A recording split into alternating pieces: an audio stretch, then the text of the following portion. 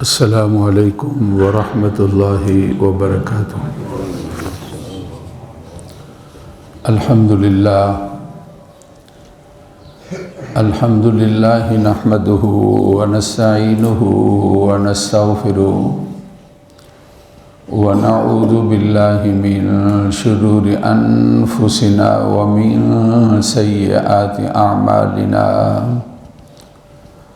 من يهده الله فلا مضل له ومن يضلله فلا هادي له، وأشهد أن لا إله إلا الله وحده لا شريك له، وأشهد أن سيدنا وحبيبنا ومولانا محمدًا عبده ورسوله، أما بعد فأعوذ بالله من الشيطان الرجيم، بسم الله الرحمن الرحيم، يا أيها الذين آمنوا اتقوا الله ولتنظر نفس ما قدمت لغد واتقوا الله إن الله خبير بما تعملون، ولا تكونوا كالذين نسوا الله فأنساهم أنفسهم أولئك هم الفاسقون، لا يستوي أصحاب النار وأصحاب الجنة، أصحاب الجنة هم الفائزون۔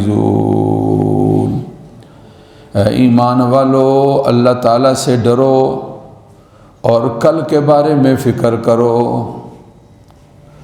اور ڈرو اللہ سے، بے شک اللہ کی ذات خبر رکھنے والی ہے جو تم کرتے ہو۔ مت ہو جاؤ مانند ان کے جنہوں نے اللہ کو بلا دیا، پس انہوں نے اپنے کو بلا دیا ہے، وہ لوگ نافرمان ہیں، برابر نہیں ہیں آگ والے ہیں اور جنت والے، جنت والے وہ لوگ ہی کامیاب ہیں۔ صدق اللہ العظیم وبلغنا رسولہ النبی الکریم۔ واجب صد احترام معزز سامعین، رمضان المبارک کا تیسرا جمعہ ہے اور دوسرے عشرے کا آج آخری دن ہے۔ آج سے رمضان المبارک کا تیسرا عشرہ شروع ہوگا اور اس کا ایک خاص عمل جس کو اعتکاف کہا جاتا ہے، مساجد کی رونق اور 24 گھنٹے اللہ تعالیٰ کے گھر کی آبادی، ہر وقت مسجد کے اندر کوئی نہ کوئی ہوگا اور ہر وقت مسجد جو ہے وہ آباد ہوگی۔ اعتکاف والا عمل بھی آج سے یعنی افطاری سے پہلے معتکفین اپنے اعتکاف والی جگہ پر، عورتیں اپنے گھروں میں اور مرد حضرات جس مسجد میں اعتکاف کرنا ہے وہاں پر پہنچ جائیں گے۔ رمضان المبارک اس کے چند دن باقی رہ گئے، صرف ایک عشرہ جو ہے وہ باقی رہ گیا ہے۔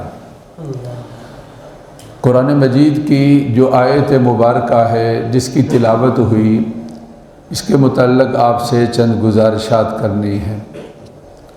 اللہ تعالیٰ کا یہ فرمان ہے کہ اے ایمان والو، اللہ تعالیٰ سے ڈرو اور کل کا تم نے کیا تیار کیا ہے، کل کی کیا تیاری ہے، اس تیاری کے بارے میں غور اور فکر کرو۔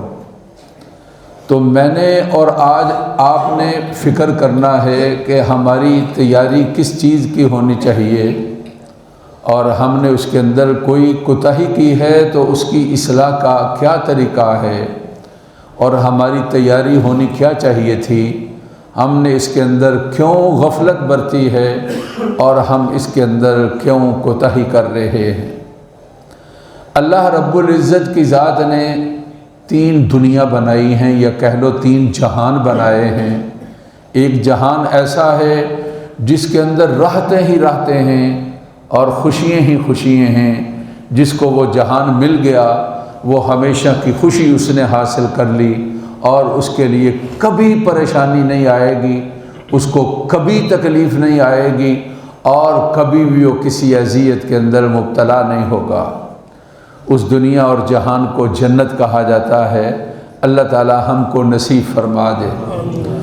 ایک وہ جہان ہے جس میں وہ جہان کے اندر جو پہنچا وہاں شر ہی شر ہے، وہاں تکلیف ہی تکلیف ہے، وہاں راحت نام کی کوئی چیز نہیں. سارے کے سارے مصائب اس جگہ پر موجود ہیں، اس جہان کے اندر موجود ہیں. اس جہان کو دوزخ کہا جاتا ہے. اللہ کی ذات مجھے بھی اور آپ کو بھی اور تمام مسلمانوں کو اس سے بچا لے.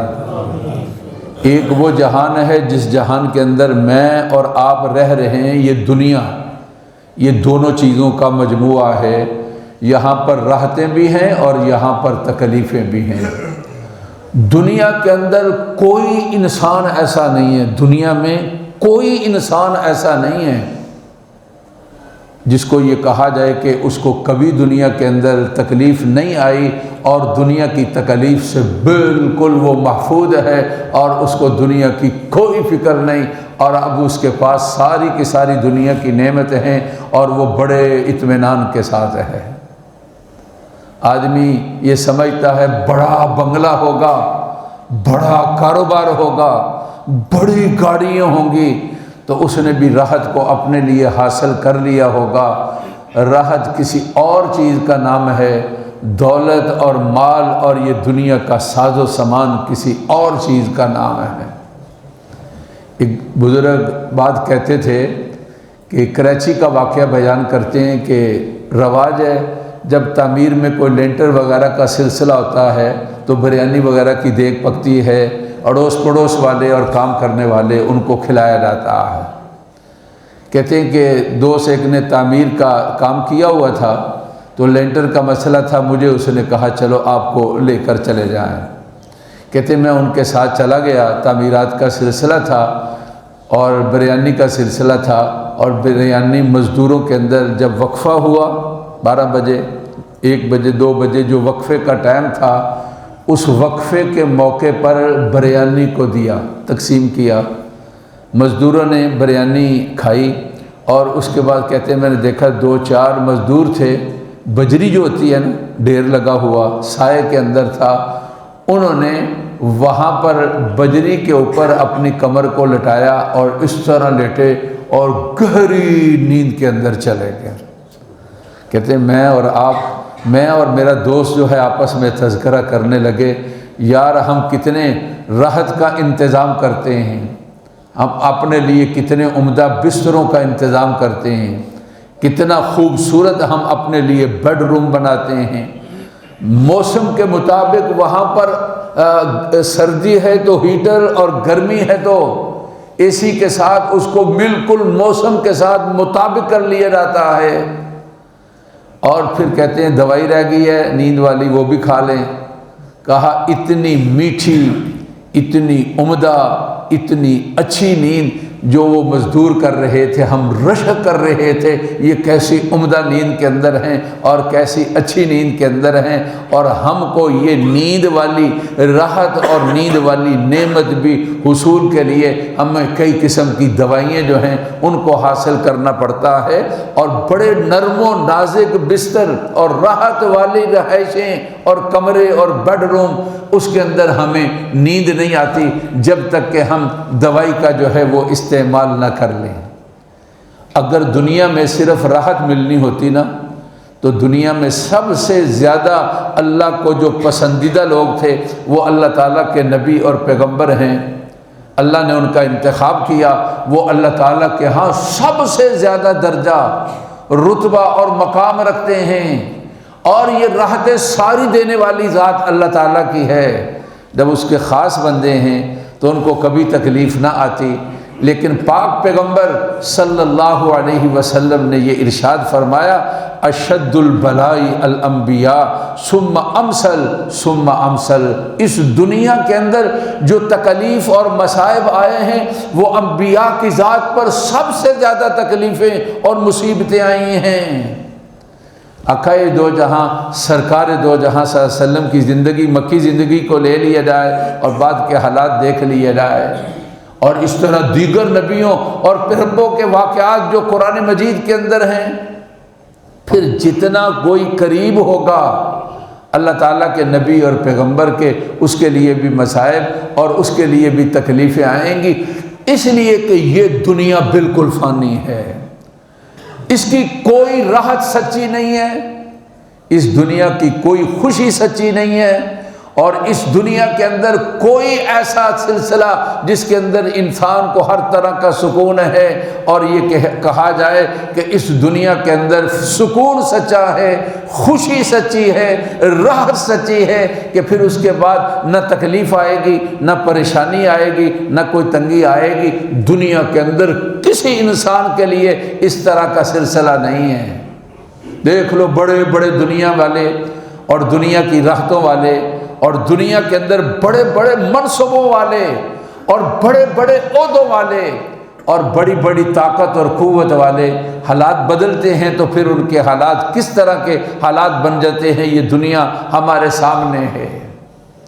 رسول کریم صلی اللہ علیہ وسلم کی ذات اقدس نے یہ ارشاد فرمایا، جب یہ تین طرح کے جہان ہیں، اس دنیا کو ہم نے بنانا اس طرح ہے، اور ہمارے لیے اس دنیا کو بنانے کا حکم یہ ہے کہ یہ سمجھ لو کہ او عابری سبیل، اس طرح ہے کہ کوئی آدمی سفر کر رہا تھا اور راستے میں کسی سائے دار درخت کے نیچے اس نے آرام کیا ہے، تو کیا کوئی یہ سمجھے گا کہ یہ اس کا مستقل ٹھکانہ ہے؟ کوئی یہ سمجھے گا کہ اس نے ہمیشہ اس کے اندر رہنا ہے؟ فرمایا رسول اللہ صلی اللہ علیہ وسلم نے او عابری سبیل، یہ مثال لے لو کہ کوئی آدمی مسافر ہے اور وہ سفر کر رہا ہے۔ ہمارے والد گرامی آئے، ان کا وقت آیا اور اسٹیشن آیا، اپنے اسٹیشن پر وہ اتر گئے۔ ہمارے بہن بھائی، ان کا وقت آیا اور اپنے اسٹیشن پر اتر گئے۔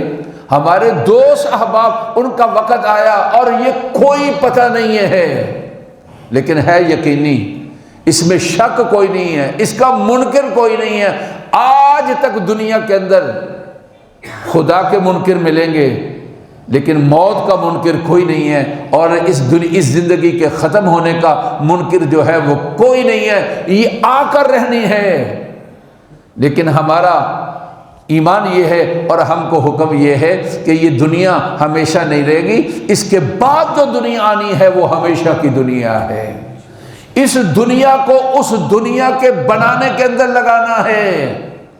وہ آدمی بڑا سمجھدار ہے جو اب یہ اس چیز کی فکر کر لیتا ہے کہ میں اس عارضی ٹھکانے پر ہوں، منزل میری یہ نہیں ہے، میرا گھر یہ نہیں ہے، میں نے مستقل یہاں پر نہیں رہنا۔ آج تک دکھاؤ یار، کوئی آدمی مستقل یہاں پر ٹھہرا ہے اور کسی نے مستقل ٹھکانہ بنایا ہے اور کسی کی رہائش جو ہے وہ مستقل موجود ہے؟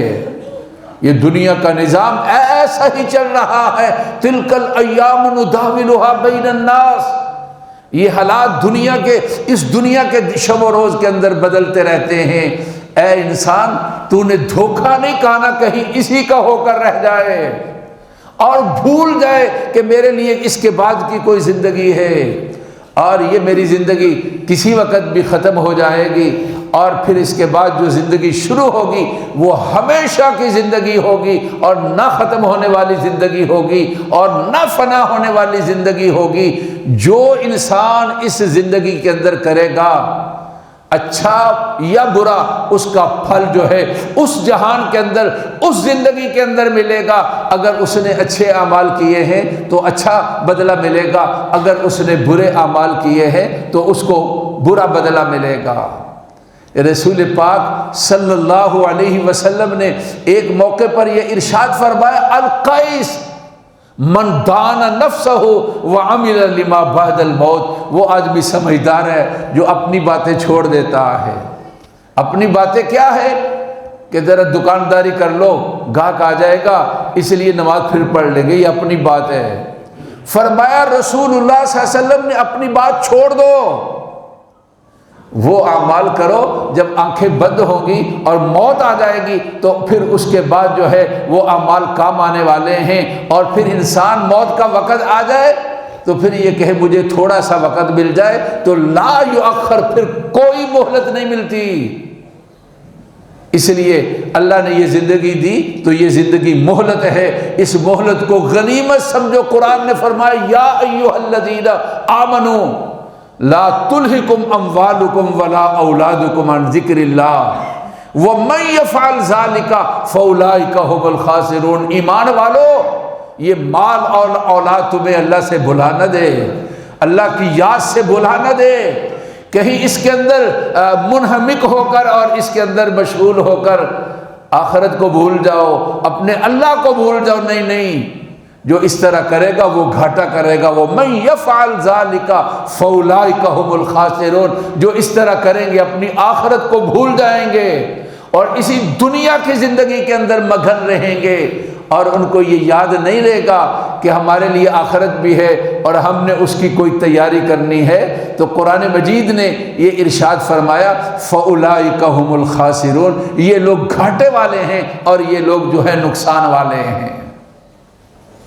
بات کو سمجھانے کے لیے ایک واقعہ جو ہے کتابوں کے اندر لکھا ہے، خلیفہ ہارون رشید کا، بڑا مسلمانوں کا بڑا بادشاہ تھا اور اس کے بڑے کارنامے ہیں اور اس کی نیک نامیوں کے بڑے تذکرے ہیں۔ ان کے زمانے میں ایک بزرگ تھے، ان کا نام تھا حضرت بہلول رحمہ اللہ تعالی علیہ، ان کے ساتھ ان کا بڑا تعلق تھا۔ بادشاہ نے یہ کہا رکھا تھا ان کے لیے میرا دروازہ کھلا ہے، جب یہ آئیں ان کو مت روکنا، ان کو میرے پاس آنے دینا۔ اور ان کے ساتھ بڑی بے تکلفی کرتا تھا اور ہنسی اور مذاق کرتا تھا اور ان کے ساتھ بڑی گفت و شنید اور بڑے ان کے ساتھ جو ہے وہ سلسلہ کرتا تھا۔ کہتے ہیں کہ بہرحال چلو، تو حضرت بہلول جو ہیں جب ہارون رشید کے پاس آئے، خلیفہ ہارون رشید کے پاس جب آئے تو مذاقاً اس نے کہا کہ حضرت بہلول، یہ میرے پاس چھڑی ہے، یہ چھڑی آپ کے پاس امانت ہے، دنیا میں اگر آپ سے زیادہ کوئی بیوقوف انسان ہو، یہ میری چھڑی آپ رکھ لیں اور آپ اس کو چھڑی دے دینا۔ مقصد یہ تھا کہ آپ بہت بیوقوف ہیں اور آپ جو ہیں وہ سمجھدار نہیں ہیں۔ اب مذاقاً حضرت بہلول کے ساتھ ہارون رشید نے ان کے ساتھ مذاق کیا، آپ نے بڑے احترام کے ساتھ اس چھڑی کو لے لیا اور اپنے پاس محفوظ کر لیا۔ دن گزرے، رات گزرے، سال گزرے، ایک عرصے کے بعد بادشاہ سلامت بیمار ہو گئے تو حضرت بہلول جو ہیں ان کی تیمارداری کے لیے جاتے ہیں، اور بیماری بھی ایسی تھی کہ بڑا خطرناک بیماری تھی اور مایوسی پیدا ہو رہی تھی۔ حضرت بہلول گئے تو پوچھا جناب والا کیسا مسئلہ ہے، کیسے، اور کہا کیا سفر کی تیاری ہے۔ مریض آدمی ذرا مایوس ہوتا ہے تو اس طرح کا لفظ بولتا ہے کہ اب آخرت کی تیاری ہے، اب سفر کی تیاری ہے، اور مریضوں کو یہ حالات نظر بھی آ جاتے ہیں بعض صورتوں میں۔ ڈاکٹر حضرات تسلی دے رہے ہوتے ہیں اور گھر والے جملے تسلی والے بول رہے ہوتے ہیں اور ان کو کچھ اور چیزیں نظر آ رہی ہوتی ہیں اور وہ اپنے بارے میں کچھ اور ہی حالات کے بارے میں سمجھ رہے ہوتے ہیں۔ تو خلیفہ نے کہا اچھا آپ کی تیاری ہے تو جس جگہ کی سفر ہے اس جگہ کی تیاری کے بارے میں کیا فکر ہے اور کیا سوچا ہے؟ کہنے لگا کہ کون دعویٰ کر سکتا ہے کہ میری بڑی تیاری ہے؟ کوئی دعویٰ نہیں کر سکتا، کیا معلوم کل پکڑ کس بات پر آ جائے اور کیا معلوم وہاں پر کون سی بات ادا جو ہے وہ پسند نہ ہو۔ اس لیے کہا تیاری کیا ہونی ہے، کچھ بھی تیاری نہیں ہے، بس ڈر اور خوف ہے پکڑ ہو جائے گی، امید یہ ہے کہ چھوٹ جاؤں، اللہ تعالیٰ مہربانی فرما دے۔ کہا سفر کتنا کیسا؟ کہا بہت لمبا سفر ہے، نہ ختم ہونے والا، وہ منزل تک پہنچائے گا، اس سفر کے بارے میں کوئی پتہ نہیں ہے۔ تو کہنے لگے حضرت بہلول، دنیا کے اندر جب تم سفر کیا کرتے تھے ایک علاقے سے دوسرے علاقے میں، وہاں پر لوگ جاتے، حالات دیکھتے اور سفر کی تیاری ہوتی، اور پھر آپ کے قافلے سے آگے کچھ لوگ ہوتے، اور اس طرح آپ ٹھاٹ باٹ کے ساتھ دنیا کا سفر اور اس طرح تیاری کے ساتھ سفر کرتے تھے۔ خلیفہ صاحب، اتنا بڑا سفر اور اتنا لمبا سفر، اس کی کوئی تیاری نہ ہو، آپ اس کو کیا سمجھیں گے کہ وہ آدمی عقل والا ہے یا سمجھدار ہے یا بیوقوف آدمی ہے؟ اور پھر وہ چھڑی نکالی اور کہا کہ یہ آپ کی امانت ہے، مجھے جو آدمی ایک بڑی منزل کی طرف سفر کر رہا ہے اور اس کا سفر یقینی ہے اور اس کی منزل کا آنا یقینی ہے، تو پھر یہ کوئی سمجھداری نہیں ہے کہ آدمی نے اس کی تیاری نہ کی ہو اور اس سفر کے اوپر چل پڑے اور اس سفر کا سلسلہ اس کے ساتھ جو ہے وہ پیش آ جائے۔ مجھے اور آپ کو اللہ تعالیٰ نے زندگی دی ہے، میں اور آپ ذرا اپنا محاسبہ کریں، غور اور فکر کریں، ہمارا وقت کیسا گزر رہا ہے، ہمیں اپنا وقت کیسا گزارنا چاہیے۔ اللہ تعالیٰ کی تابع داری اور فرما برداری کے اندر ہمیں اپنا وقت گزارنا چاہیے۔ ہر دن اپنے اللہ تعالیٰ کے ساتھ وعدہ کرو، اللہ تو نے آج مجھے دن دیا ہے، میں رات تک مجھے تو دن دے دے، میں رات تک تیری تابع داری کروں گا اور تیری نافرمانی نہیں کروں گا۔ حضرت امام غزالی رحمہ اللہ تعالیٰ علیہ نے اس کا بھولے ہوئے انسانوں کے لیے یاد دہانی کا بہت آسان طریقہ جو ہے وہ بتایا ہے۔ کہا جب صبح اٹھتے ہو نا، رسول پاک صلی اللہ علیہ وسلم کی دعاؤں کی جو تلاوت ہوتی ہے، الحمدللہ الذی احیانا بعدما اماتنا، کتنے ہیں جو نہیں اٹھتے ہیں، سوتے ہیں اور نہیں اٹھتے ہیں۔ ہم اپنے اللہ کی تعریفیں کرتے ہیں، اس اللہ نے ہمیں موت کے بعد یعنی نیند کے بعد زندگی دی، یعنی ہمیں بیدار کر دیا، اور پھر اے اللہ بستر پر لیٹے لیٹے ہوئے آن کے اندر، اے اللہ میرا تیرے ساتھ وعدہ ہے، آج میں وہ کام کروں گا جس سے تو راضی ہوگا، تیرے حقوق کی ادائیگی ہوگی، تیرے بندوں کے حقوق کی ادائیگی ہوگی، میں اپنے آپ کو پوری اپنی طاقت کے ساتھ میں اپنے آپ کو گناہوں سے بچاؤں گا، اور میں کسی غلطی کے اندر اور گناہ کے اندر میں مبتلا نہیں ہوں گا۔ اس کو کیا کہا جاتا ہے جی؟ مشارطہ، اور اس کو معاہدہ بھی کہتے ہیں۔ امام غزالی رحمہ اللہ تعالیٰ علیہ نے بیان فرمایا ہے۔ میں آپ سے کیا عرض کرنا چاہ رہا ہوں، قرآن مجید نے یہ ارشاد فرمایا کہ یا ایھا الذین آمنوا اتقوا اللہ، ایمان والو اللہ سے ڈرو، وَلْتَنْظُرْ نَفْسٌ مَا قَدَّمَتْ لِغَدٍ، ذرا غور تو کرو کہ کل کی کیا تیاری کر رکھی ہے۔ یہ کل کا آنا یقینی ہے، لیکن پتہ نہیں کب آ جائے، میرے اور آپ کا یہ کل کا سلسلہ پتہ نہیں کہ کب شروع ہو جائے۔ اس لیے سمجھداری یہ ہے کہ اس کل کی تیاری کر لو جس کل کا قرآن نے تذکرہ کیا، اور جس کل کا اللہ کے نبی صلی اللہ علیہ وسلم صاحب قرآن نے تذکرہ کیا، کہ اس کل کے بارے میں فکر کرو اور اس کل کی تیاری کر لو۔ آپ صلی اللہ علیہ وسلم نے فرمایا الدنیا عاجلہ، دنیا آ رہی ہے۔ فرمایا رسول اللہ صلی اللہ علیہ وسلم نے کہ الاخرى الآخرۃ عاجلہ، اور دنیا جا رہی ہے۔ آدمی کہتا ہے میرے اتنے سال ہو گئے، یوں کہنا چاہیے میرے اتنے سال گزر گئے۔ دنیا جا رہی ہے اور آخرت آ رہی ہے، دنیا والے بھی ہیں اور آخرت والے بھی ہیں۔ فرمایا رسول اللہ صلی اللہ علیہ وسلم نے لوگوں آخرت کے بیٹے بننا، دنیا کے بیٹے نہ بننا۔ ہم ذرا عمر بڑی بھی ہو رہی ہے اور لیکن پھر اس کو بھول رہے ہیں۔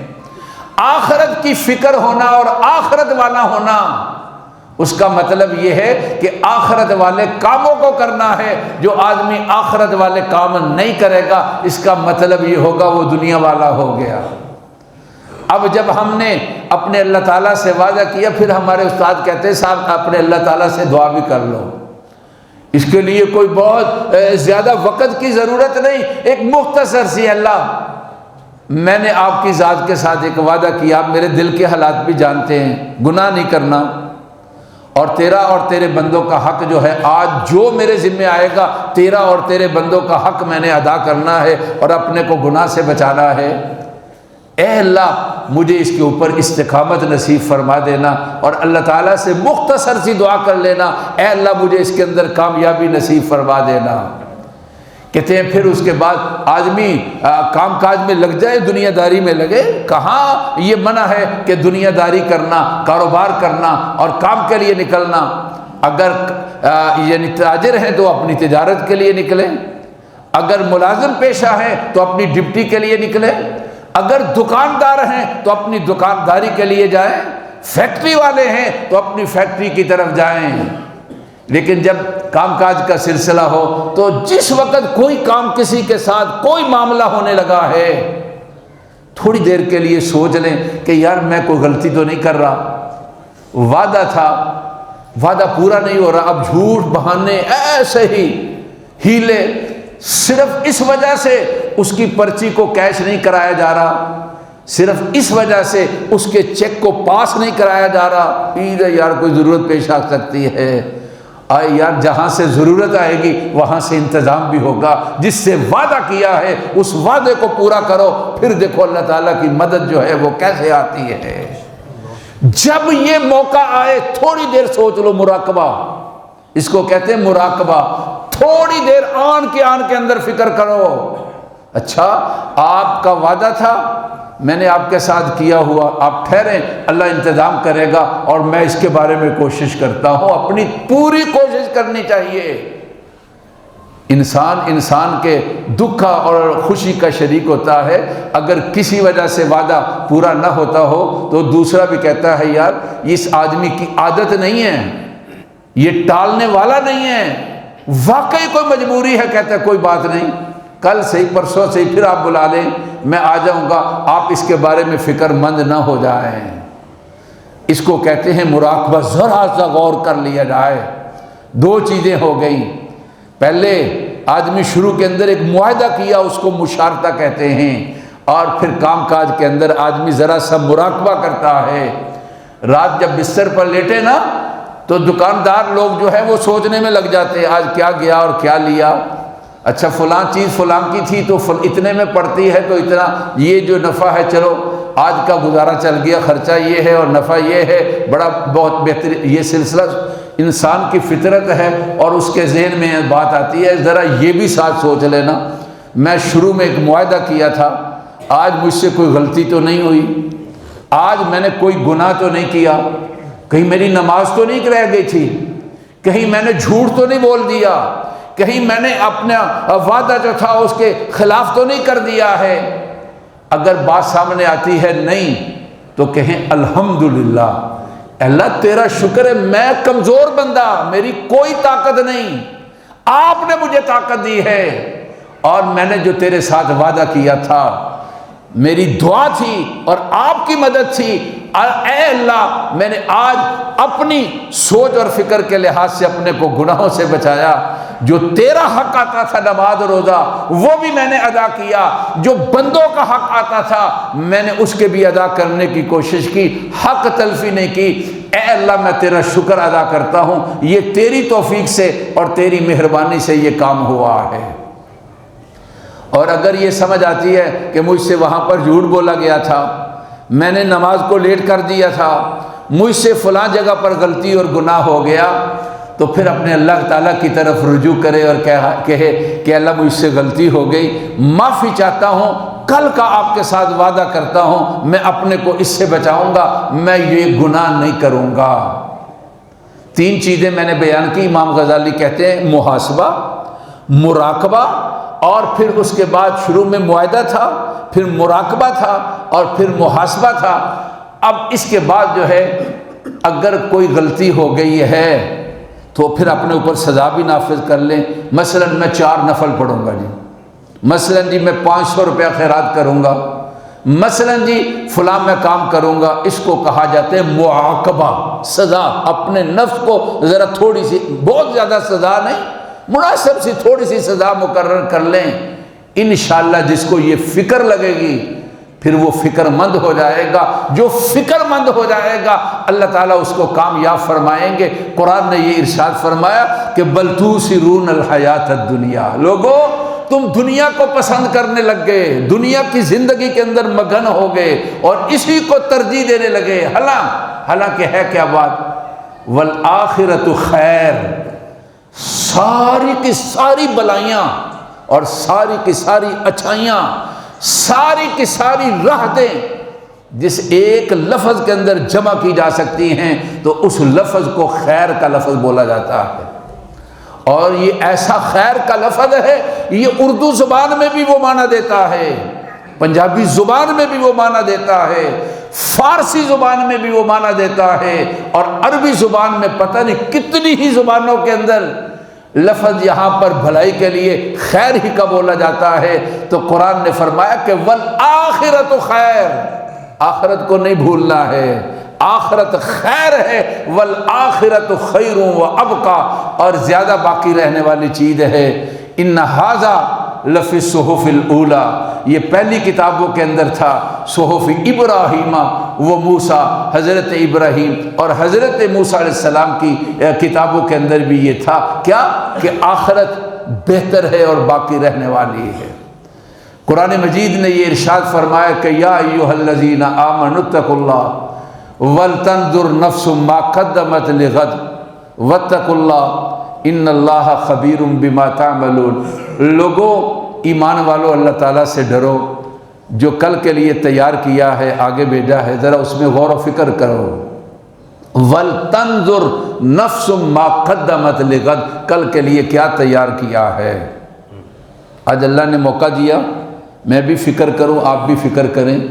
رمضان ابھی باقی ہے، ابھی گیا نہیں ہے. تراویح میں کوتاہی تھی تو چھوڑ دو، نماز میں کوتاہی تھی تو چھوڑ دو، دیگر اعمال کے اندر کوتاہی تھی تو چھوڑ دو. قرآن کی دعوت ہے وَلْتَنْظُرْ نَفْسٌ مَا قَدَّمَتْ لِغَدْ، دیکھو کل کے لیے کیا تیار کر رکھا ہے. جو کرو گے اللہ کی ذات خبر رکھنے والی ہے. وَلَا تَكُونُوا كَالَّذِينَ نَسُوا اللَّهَ، لوگوں اس طرح نہ ہو جانا ان لوگوں کی طرح جنہوں نے اللہ کو بلا دیا. اللہ کو بلا دینا گناہ والے کام کرنا ہے، اللہ کو بلا دینا نیکیوں کا کام نہ کرنا ہے. قرآن یہ کہتا ہے فَأَنْسَاهُمْ أَنفُسَهُمْ، انہوں نے اللہ کو نہیں بلایا، اپنے کو بلا دیا. اللہ کو بلانے کا نقصان حقیقت کے اندر خود انسان کا اپنا ہی نقصان ہے. تو فرمایا یہ لوگ خسارے والے اور گھاٹے والے ہیں اور یہ لوگ کامیاب نہیں ہیں. اللہ مجھے بھی اور آپ کو بھی آخرت کی فکر نصیب فرما دے. یہ دنیا یہاں رہنا ہے، محنت کرنی ہے، کام کرنا ہے اور ہاتھ پر ہاتھ رکھ کر نہیں بیٹھنا. لیکن یہ سمجھ لینا یہ ایک میری ضرورت ہے، مستقل ٹھکانہ نہیں ہے. جو مستقل ٹھکانہ ہے وہ آخرت ہے اور اس کے بارے میں بافکر ہو جاؤ. اللہ نے موقع دیا ہے، آخری عشرہ شروع ہو رہا ہے. اگر وقت ہے تو اعتکاف بیٹھ جاؤ، اللہ کے گھر کو آباد کرو. اللہ مشکلیں بھی اور اللہ تمہاری ضرورتیں بھی پورے کرے گا. اور اگر مشکلات ہیں تو پھر جو اعمال میں کوتاہی ہے اس کی اصلاح کی کوشش کرو. مجھے اور آپ کو اللہ اس کی توفیق دے دے. ربنا تقبل منا انک انت السمیع العلیم. سنتے ادا.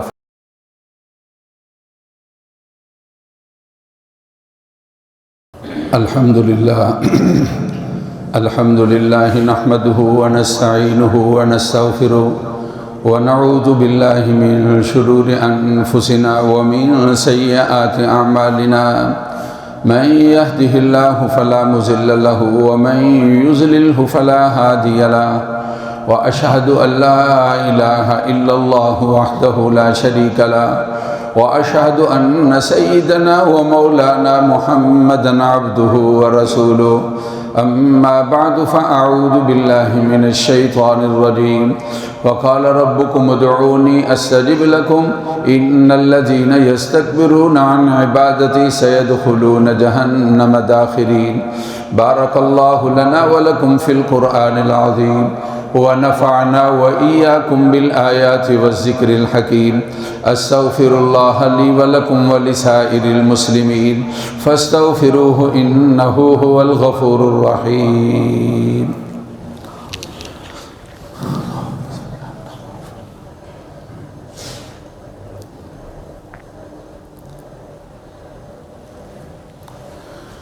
اللہ تعالی ہمارے مریضوں کو صحت کاملہ نصیب فرمائے.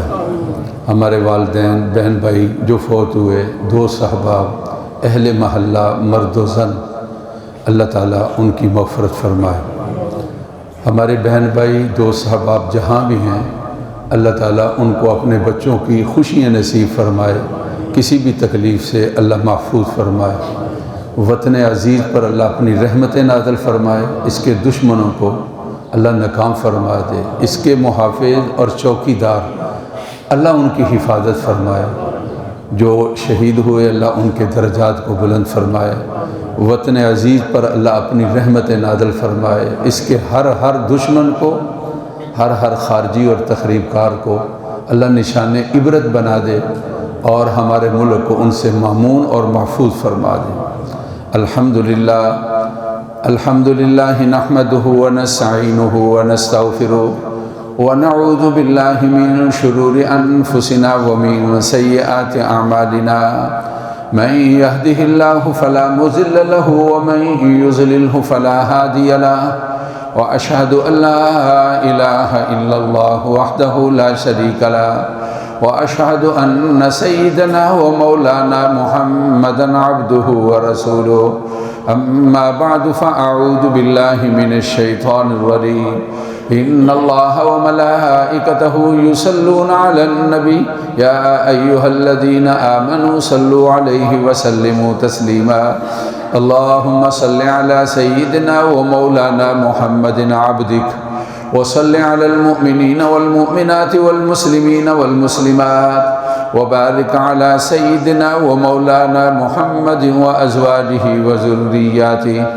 قال النبي صلى الله عليه وسلم أرحم أمتي بأمتي أبو بكر رضي الله تعالى عنه وأشدهم في أمر الله عمر رضي الله تعالى عنه وأصدقهم حياء عثمان رضي الله تعالى عنه وأقضاهم علي كرم الله وجهه وفاطمة سيدة نساء أهل الجنة وزينب وأم كلثوم ورقية رضوان الله تعالى عليهم أجمعين. اللهم انصر الإسلام والمسلمين. اللهم انصر الإسلام والمسلمين. إن الله يأمر بالعدل والإحسان وإيتاء ذي القربى وينهى عن الفحشاء والمنكر والبغي يعظكم لعلكم تذكرون. فاذكروني أذكركم واشكروا لي ولا تكفرون.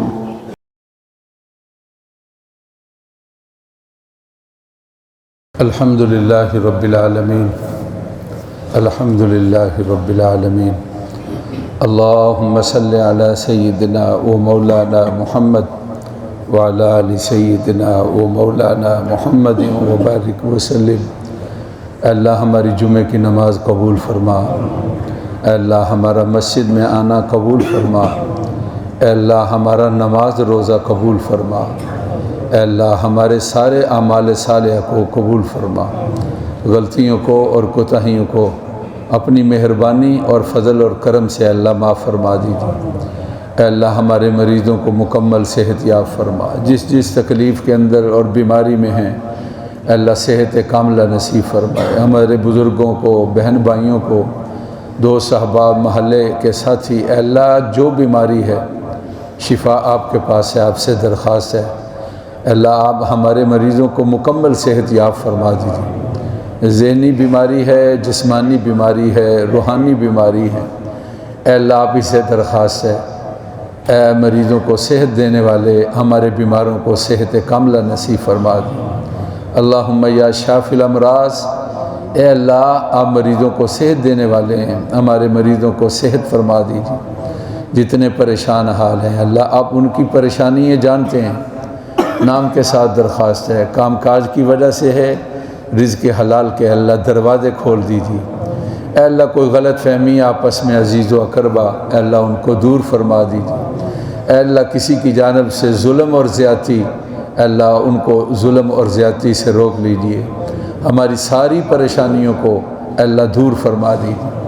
اے اللہ ہمارے فوت شدگان بہن بھائی والدین عزیز و اقربا، اے اللہ سب کی مغفرت فرما۔ تمام مسلمان مرد عورت فوت شدگان کی مغفرت فرما۔